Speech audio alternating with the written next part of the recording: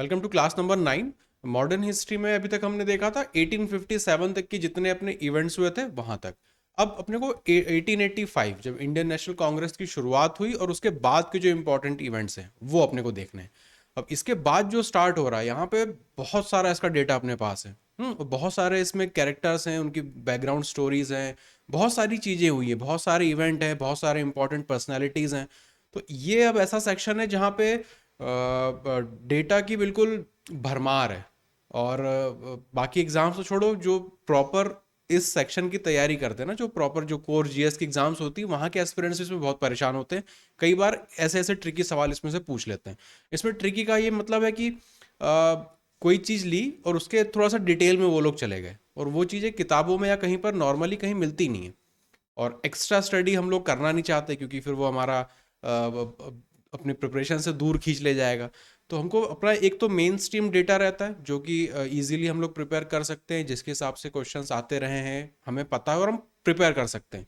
और इसके अलावा जो एक्स्ट्रा जो पेरिफेरल वाले चीज़ें रहेंगी, डेटा रहेगा, उसको हम लोग क्वेश्चंस की मदद से देखेंगे कि अच्छा इस पर क्वेश्चन पूछा है तो उससे डेटा ले लिया, ये सवाल आया था नया सा लग रहा है वहाँ से कुछ आया तो उसका डेटा ले लिया। कुछ इस तरह से ही अपने को जीएस में तैयारी रखनी पड़ेगी, क्योंकि इसमें चाहे जितना पढ़ लो हमेशा कम ही रहेगा वो।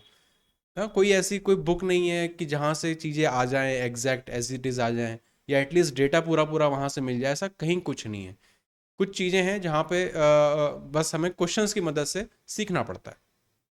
तो पहले थोड़ा सा मेन स्ट्रीम स्केलेटन देख लेते हैं, कौन कौन से मेजर इवेंट्स हैं, मेजर पर्सनैलिटीज़ हैं, और उनका क्या क्या योगदान रहा है, जो भी चीज़ें अभी डिस्कस होंगी उसमें।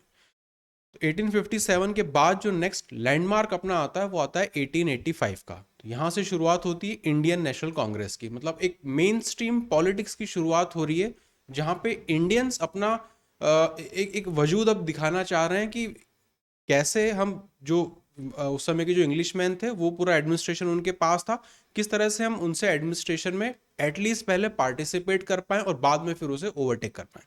तो इनिशियली जो इंडियन नेशनल कांग्रेस था इसका जो स्टार्टिंग ही देखो किसने की थी ना, 1885 में ए ओ ह्यूम ने करी थी। और ये कौन थे?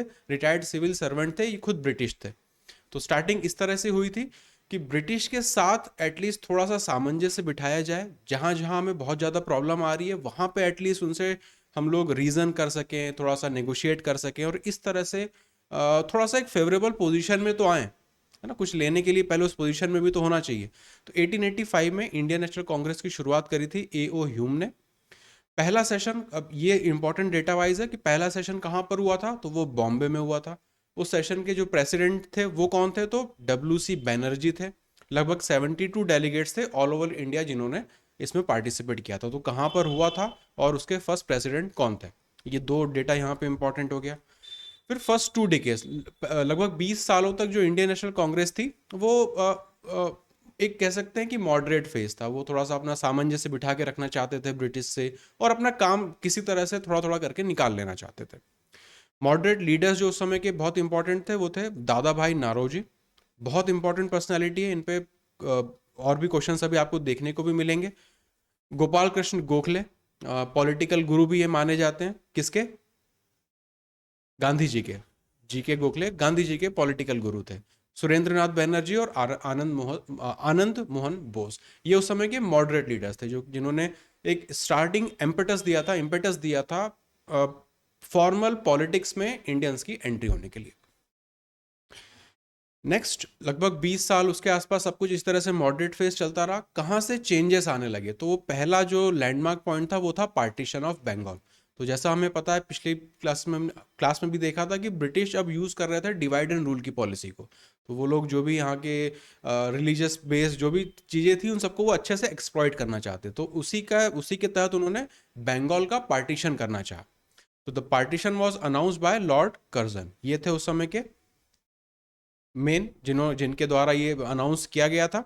डेट तो एग्जैक्ट बहुत ज़्यादा इंपॉर्टेंट नहीं, 1905 ईयर अपने लिए बस इंपॉर्टेंट है। और बंगाल का पार्टीशन करना था जिससे ईस्ट बंगाल और आसाम इन्होंने कार्व आउट करना चाहा था। तो इसका बेसिस क्या था कार्व आउट करने का, कि जहाँ पे मुस्लिम जो जहाँ पे ज़्यादा पॉपुलेशन है उसको हम थोड़ा सा सेपरेट करके रख पाएँ। इससे हो ये रहा था कि एक डिवाइड क्रिएट हो रहा था हिंदू और मुस्लिम्स के बीच में। क्योंकि लोग चाह रहे थे कि जो है इस तरह का पार्टीशन ना हो, लेकिन जिनको फायदा हो रहा था वो चाहते थे कि इस तरह का पार्टीशन हो। तो एक जानबूझ के लड़ाई करवाने वाली यहाँ पे बात हो रही थी। तो अगेन सेम चीज़ है, डिवाइड एंड रूल की पॉलिसी तो वो अपना ही रहे थे। तो उसी के तहत पार्टीशन ऑफ बंगाल किया गया। अब जब ये पार्टीशन ऑफ बंगाल हुआ तो इसके बहुत सारे रिपरकशंस हुए ना, इस पे बहुत सारे कह सकते हैं कि रिएक्शंस आए कई लोगों के, जन समूह के, पॉलिटिकल लीडर्स के। तो वो भी बटे हुए थे, है ना। अल्टीमेटली एम तो उनका यही था, डिवाइड करना है। तो कुछ लोग फेवर में जा रहे हैं, कुछ लोग अगेंस्ट में जा रहे हैं, बाद में ये लोग लड़ते रहेंगे। तो क्या क्या चीज़ें हुई, इसी से जुड़ा था स्वदेशी मूवमेंट। तो स्वदेशी मूवमेंट पार्टीशन ऑफ बंगाल के एक कह सकते हैं प्रोटेस्ट के रूप में ये स्टार्ट हुआ था। तो इसका जो ओरिजिन था वो एंटी पार्टीशन मूवमेंट था ना। बंगाल पार्टीशन को उसके खिलाफ ये लोग अपना मत रखना चाहते थे। लाल, बाल और पाल फेमस पर्सनैलिटीज हैं। एक्सट्रीमिस्ट लीडर्स अब यहाँ से धीरे धीरे इमर्ज होना शुरू होंगे। अरबिंदो घोष, ये 4 लोग थे जिन्होंने इस चीज में बहुत इंपॉर्टेंट रोल प्ले किया था। आईएनसी टुक द स्वदेशी call first at the Banaras session.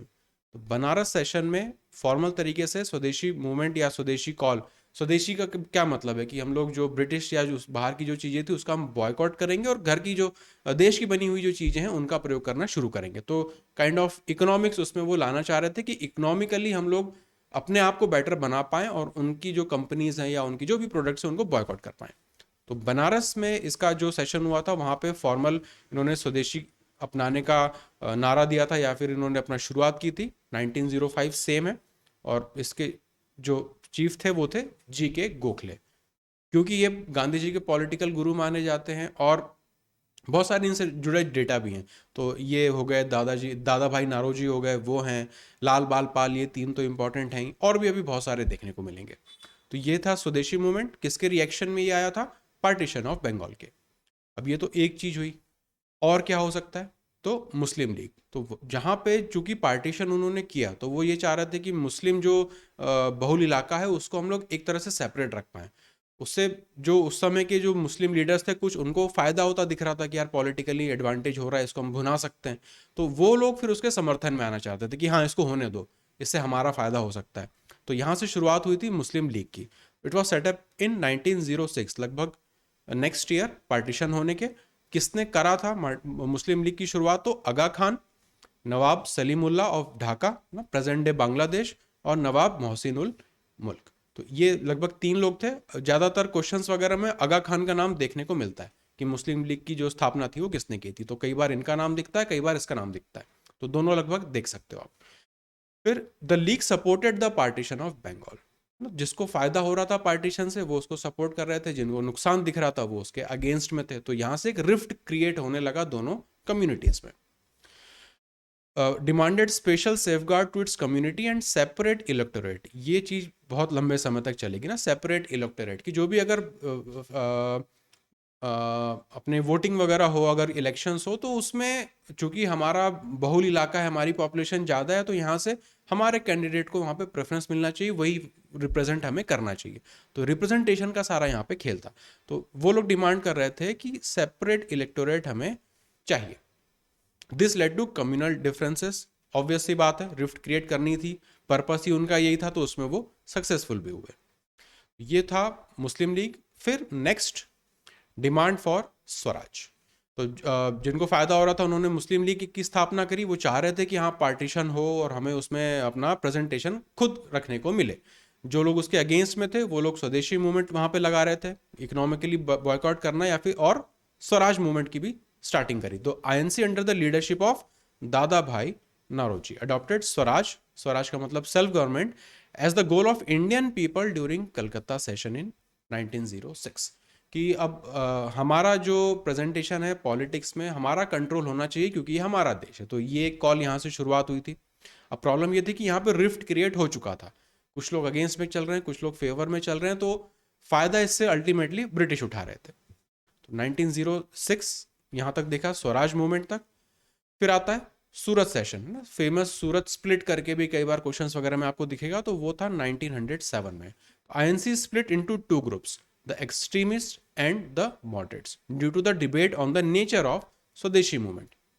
तो ऑब्वियस सी बात थी, पहले तो ये चल रहा था कि अगर हम लोग सब थोड़ा सा ब्रिटिश के साथ कोऑपरेट करके चलें तो हो सकता है हमें फ़ायदा हो। कुछ लीडर्स को लगता था कि नहीं इस तरह से काम नहीं चल रहा है तो पता नहीं कितना लंबा खींचेगा, हमें स्ट्रॉन्ग स्टेप्स लेनी पड़ेगी, बिल्कुल अभी बिल्कुल कुछ ऐसा करना पड़ेगा, कुछ ऐसे स्टेप्स लेने चाहिए जिससे कि तुरंत हमें रिजल्ट मिल पाए। तो इस तरह से दो डिवीजन यहाँ पे क्रिएट हुए, एक्सट्रीमिस्ट के और मॉडरेट्स के। एक्सट्रीमिस्ट लीडर्स जो थे मेन लाल बाल पाल थे, एंड मॉडरेट्स जो थे वो जी के गोखले के अंडर थे। मतलब एक मोटा मोटा फौरी तौर पे इस तरह से लीडरशिप डिवाइड हो चुकी थी। इसी को सूरत स्प्लिट के नाम से भी जानते हैं। नेक्स्ट आया फिर मॉर्ले मिंटो रिफॉर्म, है ना। इंपॉर्टेंट रिफॉर्म हो गया क्योंकि यहां से अब पॉलिटिक्स में किस तरह से इंडियंस को रिप्रेजेंट करना है वहां पे बात हो रही थी। मुस्लिम्स डिमांड कर रहे थे कि हमारा सेपरेट इलेक्टोरेट होना चाहिए, बाकी लोग डिमांड कर रहे थे कि नहीं एक ओवरऑल जनरिक यहाँ पे होना चाहिए। तो यहाँ पे जो भी ब्रिटिश थे वो इस चीज़ का तो डेफिनेटली फायदा उठाना चाहते थे, तो उन्होंने इंट्रोड्यूस किया Morley Minto reform. The reform envisaged a separate electorate for Muslims besides other constitutional measures. Lord Minto came to be known as the father of communal electorate. Lord Minto के time पे ये सब कुछ चल रहा था। सारी लड़ाई जो थी वो थी लगभग सेपरेट इलेक्टोरेट की। तो मॉर्ले मिंटो रिफॉर्म से सेपरेट इलेक्टोरेट की कह सकते हैं कि शुरुआत होनी वहां पे शुरू हुई, कि इस तरह के कुछ चीजें दिखने लगी थी। और यही एक पॉइंट है जहां से ना 1909 मॉर्ले मिंटो रिफॉर्म, जहां से इंडियंस का रिप्रेजेंटेशन लगभग शुरू होता हुआ दिख रहा था प्रॉपर पॉलिटिक्स में। नेक्स्ट गदर पार्टी, एक थोड़ा सा ऑफ चीज है ना, क्योंकि यहाँ पे इसका जो हेडक्वार्टर था वो सैन फ्रांसिस्को था, लेकिन प्रीवियस ईयर में इससे जुड़े क्वेश्चंस आ रहे थे। तो एक तो गदर पार्टी लगभग 1913 के आसपास की ये चीज है। किसने इसकी स्थापना करी थी? तो लाला हरदयाल थे, तारकनाथ दास और सोहन सिंह बाकना। इसका हेडक्वार्टर था सैन फ्रांसिस्को। तो लोग बाहर रह के भी कुछ ना कुछ अपना अपना कंट्रीब्यूशन देना चाह रहे थे। तो इससे जुड़े जैसे सवाल वो लोग डायरेक्ट पूछ लेते हैं कि गदर पार्टी की स्थापना किसने करी थी, तो इनमें से अगर कोई भी आपको दिखे तो वहां पे एटलीस्ट आंसर दे पाए। नाम कहाँ से पड़ा था ये गदर पार्टी का? तो जो 1957 का जो रिवोल्ट था उसको गदर हिंदी में बोलते थे। तो एक न्यूज़पेपर था, वीकली पेपर, वहां से इन्होंने उसका नाम लेके बेसिकली और गदर पार्टी की स्थापना करी। तो बस किसने स्थापना करी थी, हेडक्वार्टर कहाँ पर है, ये दो चीजें अपने लिए इससे जुड़ी इंपॉर्टेंट है। नेक्स्ट चलें तो home rule movement. Home rule movement किसने स्टार्ट किया था? बाल गंगाधर तिलक ने स्टार्ट किया था पूना में, और एनी बेसेंट, है ना। एनी बेसेंट से जुड़ी एक चीज और इंपॉर्टेंट है कि ये फर्स्ट वुमेन प्रेसिडेंट थी इंडियन नेशनल कांग्रेस की। और सेल्फ ऑब्जेक्टिव था सेल्फ गवर्नमेंट, ऑब्वियस सी बात है, होम रूल मूवमेंट नाम से ही वो तो पता चल रहा है। During this movement Tilak raised the slogan, बहुत फेमस स्लोगन जो है उनका, Swaraj is my birthright and I shall have it. तो Bal Gangadhar Tilak home rule movement से जुड़े हुए हैं, उसी की उन्होंने शुरुआत करी थी विथ एनी बेसेंट। नेक्स्ट है लखनऊ पैक्ट। अब लखनऊ पैक्ट क्या है? Pact between Indian National Congress and Muslim League. क्योंकि चूंकि सेपरेट इलेक्टोरेट को लेके प्रॉब्लम चल रही थी, दोनों में अच्छा खासा रिफ्ट क्रिएट हो गया था, तो उसको थोड़ा सा पैसिफाई वो करना चाहते थे कि चलो थोड़ा कुछ समझौता करके एटलीस्ट कुछ तो बेनिफिट लें हम लोग, है ना। तो उन लोग आपस का उनका आपसी समझौता था मुस्लिम लीग के साथ। अब ये क्यों इसकी शुरुआत हुई? तो a war between Britain and Turkey. तो वहाँ पे जो टर्की क्या था कि मेन इनका रिलीजियस सेक्ट वहाँ पे इनका माना जाता था, खलीफा उसको बोलते हैं। तो उस चीज़ को लेके ब्रिटिश उनको बहुत बुरी तरीके से ट्रीट करते थे, तो इसलिए मुस्लिम्स बहुत खफा थे। तो उसके लिए किस तरह से, ऑब्वियसली बात है पॉलिटिकल वो पूरा एक मूवमेंट बन जाता है, तो वो लोग कुछ करके अपना रिप्रेजेंटेशन रखना चाहते थे, प्रोटेस्ट रखना चाहते थे। तो उसके लिए उन्होंने हाथ मिलाना चाहा वापस से प्रॉपर कांग्रेस से। Both organisations jointly demanded dominion state, ना कि हमको पूरा अपने देश पर पूरा अपना खुद का स्वराज चाहिए। और कांग्रेस ने क्या उसके लिए किया कि सेपरेट इलेक्टोरेट मान लिया कि ठीक है, अगर आपको इस तरह की डिमांड है तो उसको हम एक्सेप्ट कर दें। तो काइंड ऑफ थोड़ा सा सिचुएशन को पैसिफाई करने की यहाँ पे बात हो रही है। तो ये था लखनऊ पैक्ट, किसके बीच में हुआ था? इंडियन नेशनल कांग्रेस और मुस्लिम लीग के। फिर आता है अगस्त डिक्लेरेशन, ये है लगभग 1917 में। तो आफ्टर द लखनऊ पैक्ट ना, जब ब्रिटिश को ये दिखा कि यार ये तो फिर से इनकी सब दोस्ती यारी होने लग गई है ना, अपना जो पासा था वो तो पलट रहा है, तो उसके लिए फिर उन्होंने थोड़ा थोड़ा सा दाना डालना शुरू किया कि किस तरह से वापस से चीज़ों पे, पॉलिटिक्स पे पूरा कंट्रोल रखा जाए।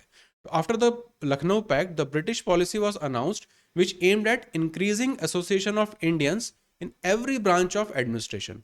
तो वो ये बताना चाह रहे हैं कि अच्छा ठीक है, आप लोग का ये डिमांड है कि आप एक्टिव पॉलिटिक्स में आना चाहते हो, तो आपको बाकी जो भी पॉलिटिक्स की चीज़ें हैं वहाँ पे धीरे धीरे आपका एसोसिएशन हम बढ़ाना चाहेंगे लगभग हर क्षेत्र में। इसी को ऑगस्ट डिक्लेरेशन बोलते हैं या फिर मॉन्टेग चेल्मसफोर्ड रिफॉर्म बोलते हैं। ये 1919 का है। तो यहाँ से ब्रिटिश जो है थोड़ा थोड़ा सा, ये भी एक नज़रिया ये हो सकता है कि वो थोड़ा सा झुकना शुरू हुए थे, या फिर ये भी कह सकते हैं कि वो थोड़ा सा डायरेक्ट कॉन्फ्लिक्ट से बचना चाहते थे, और जो एक जो फ्लो था ना, एक सडन ब्लो उनके ऊपर पड़ रहा था, तो उसको थोड़ा सा वो पैसिफाई करके कोई और रास्ता फिर वो निकालना चाहते थे। तो यहाँ से उन्होंने ये बोला कि अच्छा आपकी डिमांड ये है, चलो इसको हम लोग फॉर्मली जो है मानने की कोशिश करते हैं। तो यहाँ से अब इंडियंस की एक फॉर्मल पॉलिटिक्स में एंट्री होती सी दिख रही है। तो स्टार्टिंग कहाँ से हो रही है? 1909 से, जो मिंटो रिफॉर्म था वहाँ से। और फिर नेक्स्ट आया इसके बाद मॉन्टेग चेल्मसफोर्ड। तो 1909 और 1919, 10 साल का यहाँ पे अंतर है। रॉलेट एक्ट ना, बहुत इससे इससे इसी से जुड़ा हुआ जलियांवाला बाग भी है ना, इसी के रिपरकशन से कह सकते हैं। तो this gave unbridled power to government ना। रोलेट एक्ट क्या बोलता था कि उससे गवर्नमेंट को अथाह बिल्कुल अनरेस्ट्रिक्टेड पावर मिल गई कि वो किसी को भी अरेस्ट कर सकते हैं बिना ट्रायल के। मतलब उसको ये भी प्रूव ही नहीं करना है कि हाँ इसकी कोई गलती थी, जस्ट उसको अरेस्ट करके फिर जो भी वो चीज़ें कर सकते हैं। प्लस प्रेस पर वो बहुत ज़्यादा उन्होंने कंट्रोल कर दिया था कि आप जो है कुछ भी अपने हिसाब से नहीं छाप सकते, जो भी रहेगा वो गवर्नमेंट अप्रूव टाइप वो होना चाहिए। गवर्नमेंट के फेवर में है तो सब कुछ अच्छा, अगर अगेंस्ट में जा रहा है तो फिर आपके ऊपर एक्शन होगा। This law enabled the government to suspend the rights of habeas corpus है ना। अब ये हेबियस कॉर्पस अपन जब आगे पॉलिटी देखेंगे तो वहां पर भी ये आएगा। 5 तरह की रिट पिटिशंस होती है, उसमें से एक होता है habeas corpus, which had been the foundation of civil liberties in Britain. तो वो तो ठीक है, बेसिकली वो आपके जो सिविल राइट्स थे उनको ले लेना चाह रहे थे, एक तरह से दबाने की वहां पे भरपूर कोशिश हो रही थी। तो प्रेस के फॉर्म में भी वो दबाना चाह रहे थे, प्लस एक जो अथॉरिटेटिव पावर होती है गवर्नमेंट के पास, उसका वो मिसयूज करने की कोशिश में थे। तो Rowlatt Satyagraha was started against this act. This was the first countrywide agitation by Gandhi ji. तो इसके अगेंस्ट उन्होंने रॉलेट सत्याग्रह किया था। गांधी जी से रिलेटेड बहुत सारी इंपॉर्टेंट चीजें रहेंगी। लगभग 1915 में इंडिया आए थे। 2 साल इन्होंने बिताए थे अलग अलग जगह पे चीज़ों को देखना, परखना, समझने। और लगभग 1917 से इन्होंने एक्टिव पॉलिटिक्स में, पॉलिटिक्स कह सकते हैं या फिर जो सिविल डिसओबीडियंस मूवमेंट हो गया, सत्याग्रह हो गया, यहाँ की इन्होंने शुरुआत कर रही थी। और स्टार्टिंग पॉइंट कहाँ पे था? चंपारण, चंपारण, करेक्ट। फिर जलियांवाला बाग मैसेकर, ये जुड़ा हुआ है रॉलेट एक्ट से। People were agitated over the arrest of, कुछ इन लोगों के लिए अरेस्ट हुआ था अगेन उसी सेम लॉ के हिसाब से, तो लोगों में गुस्सा था, तो उसके लिए वो लोग एक जगह एकत्रित हुए थे ना। जलियांवाला बाग वो जगह थी। तो वहां पर ऑब्वियसली आपको पता है शूट आउट हुआ था, बहुत से लोगों की मौत हुई थी। तो कौन रिस्पॉन्सिबल था? माइकल और डायर जो था वो लेफ्टिनेंट गवर्नर था उस समय का। हंटर कमीशन जो था वो बिठाया गया था उस जो भी इंसिडेंट हुआ था उसकी जांच के लिए। रविंद्रनाथ टैगोर ने अपना जो नाइटहुड था वो वापस लौटा दिया था ब्रिटिश को। सरदार उधम सिंह है ना, इन्होंने मारा था माइकल और डायर को, कहाँ पे? लंदन में जाके अराउंड 1940 में। ये कुछ इंपॉर्टेंट पर्सन्स हैं। कौन सा इस पर सवाल बना हुआ था कि कौन सा कमीशन बैठा था जलियांवाला बाग के इंसिडेंट को इन्वेस्टिगेट करने के लिए? तो वो था हंटर कमीशन। रविंद्रनाथ टैगोर ने अपना नाइटहुड वहाँ पे वापस दे दिया था उनको, तो ये थोड़ा सा एक इंपॉर्टेंट इवेंट काइंड ऑफ हो गया था। और वो जो माइकल और डायर था उसको किसने मारा था इंडियन ने? तो सरदार उधम सिंह ने लंदन में। आई थिंक कोई मूवी भी इन पे तो बनी हुई है अभी, सरदार उधम सिंह पे। तो ये बात हुई अपनी जलियांवाला बाग तक। अब आते हैं खिलाफत मूवमेंट में। तो खिलाफत अगेन जो टर्की में ब्रिटिश और टर्की का जो भी चल रहा था, तो वहाँ पे मुस्लिम्स उसकी वजह से बहुत एजिटेटेड थे। तो अगेन मुस्लिम्स भी ब्रिटिश के खिलाफ अब होने लगे थे। तो खिलाफत मूवमेंट काइंड ऑफ उसी का एक रिप्रेजेंटेशन है। तो Muslims were agitated by the treatment done with Turkey by the British. Ali brothers है ना, तो कौन इंपॉर्टेंट आते हैं खिलाफत मूवमेंट से जुड़े होते हैं? अली ब्रदर्स, मोहम्मद अली और Shaukat Ali started this movement. It was jointly led by the खिलाफत लीडर्स एंड द कांग्रेस। तो कांग्रेस का भी इसको पूरा सपोर्ट था। लखनऊ पैक्ट के बाद जो दोनों सेक्ट थे, चाहे मुस्लिम लीग हो चाहे फिर इंडियन नेशनल कांग्रेस हो, काफ़ी एक दूसरे की कुछ डिमांड्स भी इन्होंने मान ली थी। तो अभी दोनों में काफ़ी कुछ मैत्री भाव चल रहा था और ब्रिटिश के खिलाफ ये लोग लगातार अपना प्रेशर क्रिएट किए हुए थे। अलग अलग मूवमेंट्स हैं, स्वदेशी कॉल्स हुए, है ना, जो भी अगर आपस में कोई रिफ्ट थी तो उसका उन्होंने मान लिया कि ठीक है आपको सेपरेट इलेक्टोरेट चाहिए तो आप वो रख लो। वो लोग भी इनके जो मूवमेंट या कॉल्स थे उसमें पार्टिसिपेट करने लगे, तो एक काइंड ऑफ यूनिटी सी उस समय आती वापस से दिख रही थी। तो ये बात हुई खिलाफत मूवमेंट अराउंड 1920 तक की। उसके बाकी के जो आगे इवेंट्स हैं उनको देखेंगे नेक्स्ट क्लास में। और अब कुछ क्वेश्चंस को देख लेते हैं। ये सारे प्रीवियस ईयर क्वेश्चन से आए हुए हैं, तो जस्ट एक करसरी लुक देखेंगे कौन किस तरह का पैटर्न आ रहा था, क्या क्या पूछा जाता था और आगे हम लोग क्या एक्सपेक्ट कर सकते हैं। The father of extremist movement in India, बहुत ईजी, कई सालों से पूछा जा रहा है ना, अगेन इंपॉर्टेंट एक्सट्रीमिस्ट लीडर थे ये। Mahatma Gandhi got his inspiration for civil disobedience from, कहां से उनको इसका इंस्पिरेशन मिला था। अब ये हो गया अजीबोगरीब सवाल,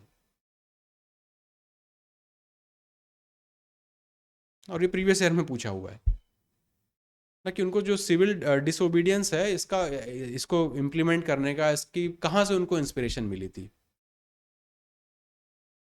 नहीं, रस्किन नहीं थे, डेविड थोरियो करके जो फर्स्ट वाले ऑप्शन थे ये, इनका ऐसे वगैरह था, वहां से इनको मिला था सिविल डिसोबीडियंस का इंस्पिरेशन।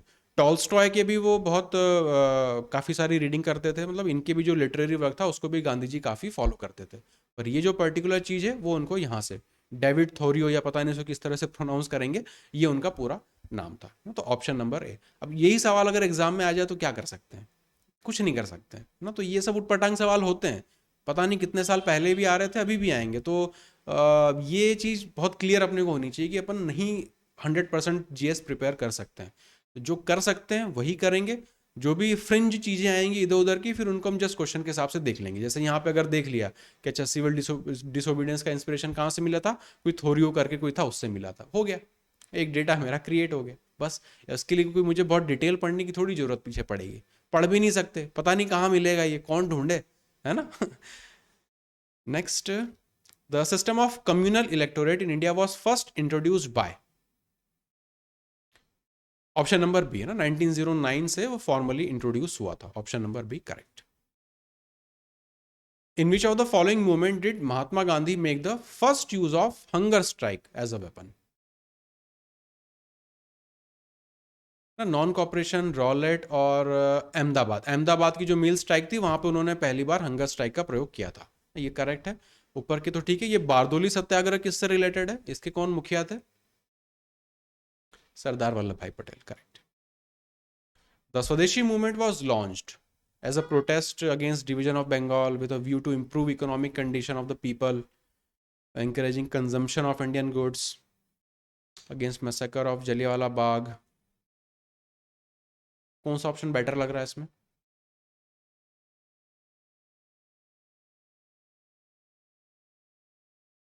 पार्टीशन ऑफ बंगाल के बाद ऑप्शन नंबर डी लग रहा है आपको, ड्यू टू फेलियर, बी।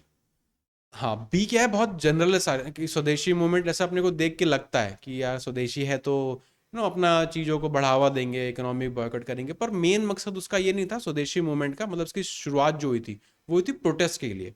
किसके प्रोटेस्ट के लिए, जो पार्टीशन ऑफ बंगाल हुआ था 1905 में। तो इसका सही ऑप्शन होगा option number A. B theoretically correct है ना, कि स्वदेशी मूवमेंट का अल्टीमेटली जो वो था कि उससे होगा क्या, वो बी है। हाँ वो बी है, लेकिन उसकी स्टार्टिंग हुई थी अपना प्रोटेस्ट जताने के लिए बंगाल पार्टीशन के लिए। तो ऑप्शन नंबर ए की तरफ यहाँ पे जाएंगे। Who was the first Indian to be elected to the British parliament, again है ना, यहाँ इंडियन पार्लियामेंट नहीं समझ, और यहाँ पे ब्रिटिश पार्लियामेंट की बात हो रही है ना। ऑप्शन नंबर ए बिल्कुल सही बता रहे हो आप, दादा भाई नौरोजी। अब इससे जुड़े और भी डेटा थे कि किस पार्टी से उनको टिकट मिला था, अब ये फंस गए, है ना। तो इस पे अगर डिटेल में चीज़ों के बन जाएंगे तो पता नहीं कहाँ तक अपने को उतरना पड़ेगा। पर ये कुछ फौरी तौर पे सवाल आते रहते हैं। अगर ये देखा कि कौन सा फर्स्ट इंडियन था, अगर अपने को आंसर पता है, नहीं भी अगर पता है तो यहाँ से अगर पता चल गया तो जस्ट अपने लिए मोर देन इनफ है। तो जो चीज़ें बुक से प्रिपेयर नहीं हो सकती, जिनकी थ्योरी अपने को किताबों में नहीं मिलेगी, उनको अपने को क्वेश्चन से प्रिपेयर करना पड़ेगा, है ना। जैसे इसके बारे में कहीं किसी किताब में नहीं है, जो मेन स्ट्रीम किताब है किसी। Which among the following regulations made English as the medium of education compulsory in government aided schools and colleges?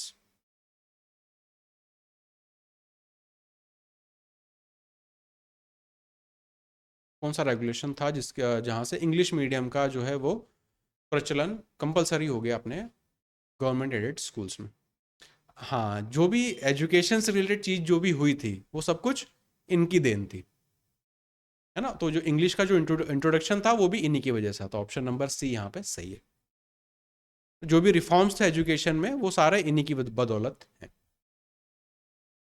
Who started the first English newspaper in India?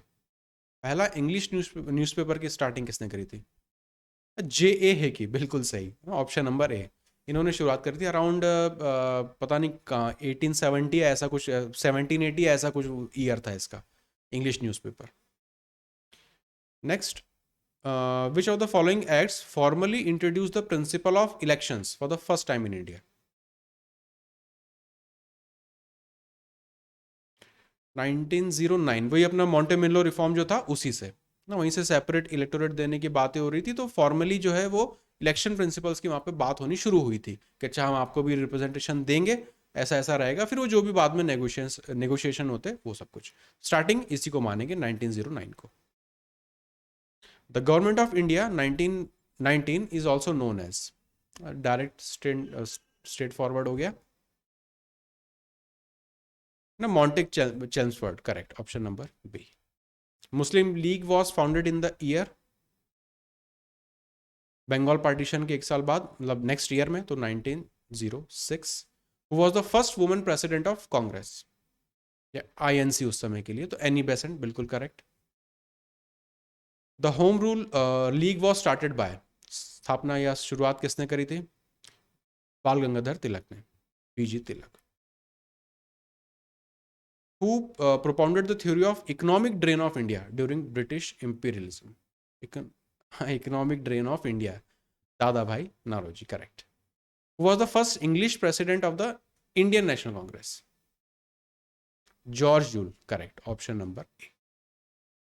The editor of Young India and Harijan was Mahatma Gandhi, correct, option number C.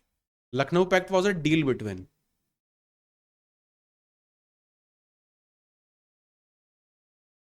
हाँ, 1906 में इन दोनों के बीच में जो pact हुआ था, option number B. The joint session of the Congress and Muslim League was held in 1916 at, कहां पर हुआ था? लखनऊ में हुआ था, correct, option number C. Who among the following has been known as the frontier Gandhi? बहुत पुराना सवाल है तो, option A, correct. Name the political guru of Mahatma Gandhi, पहले स्टार्टिंग में बात हो गई थी ना, जी के गोखले, ऑप्शन नंबर ए। ये सब तो आसान आसान सवाल है, अब आसान इसलिए हो गए क्योंकि कई बार देख चुके हो, पढ़ चुके हो ना, कई बार आ चुके हैं, तो इसलिए ये आसान हो गए।